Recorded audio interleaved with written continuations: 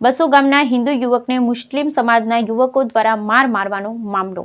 બસો ગામના હિન્દુ યુવકે મુસ્લિમ સમાજના યુવક દ્વારા માર મારવાનો મામલો. અખિલ ઠાકોર એકતા સમિતિના પ્રદેશ પ્રમુખ નગવણજી ઠાકોર સહિત સમાજના આગેવાનો પહોંચ્યા હતા. જિલ્લા પોલીસ વડાની કચેરીએ પહોંચી ન્યાયની માંગણી સાથે આપ્યું આવેદનપત્ર. હિન્દુ યુવક મુસ્લિમ સમાજના યુવકના બાઇક પર બેસતા 200 થી 250 લોકોએ ઢોર માર માર્યો ના આક્ષેપ. 15 ફેબ્રુઆરી પોલીસની ફરિયાદ કરવા છતાં માર મારનાર ટોળા સામે કોઈ કાર્યવાહી નહીં થવાના આક્ષેપ. 25 ફેબ્રુઆરી સુધીમાં ન્યાય નહીં મળે તો એસપી કચેરી આગળ ધરણા કરીને ન્યાય મેળવીશું. નવગણજી ઠાકોર. બ્યુરો રિપોર્ટ ભરત ઠક્કર. હા બોલો. તમે અહીંયા આગળ સૌ રજૂઆત કરવા માટે આવ્યા છો.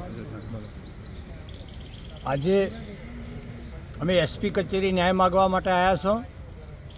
વડગામ તાલુકાના બસુ ગામની અંદર ઠાકોર સમાજના નિર્દોષ યુવાનને મુસ્લિમ સમાજના અસામાજિક તત્વોએ 200 થી 250 વ્યક્તિએ ભેગા થઈ જાહેર ચોકની અંદર જોરદાર મારવામાં આવ્યો છે. 15/2ના રોજ છાપી પોલીસ સ્ટેશનમાં ફરિયાદ આવેલી છે. આજે 22 તારીખથી 7 દિવસ સુધી ઠાકોર સમાજના ફરિયાદને ન્યાય મળેલ નથી.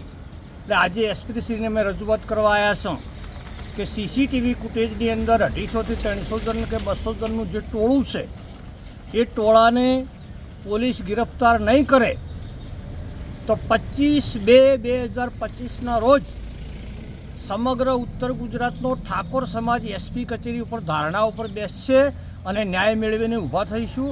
અને વર્તમાન સમયની મને અસરત થાય છે કે ગુજરાતમાં હિન્દુવાદની વાત કરવાવાળી સરકાર, હિન્દુ હિતની વાત કરવાવાળી સરકાર એક ઠાકોર સમાજના દીકરાને મુસ્લિમ સમાજના અસામાજિક તત્વોએ આટલો માર માર્યો હોય અને સતત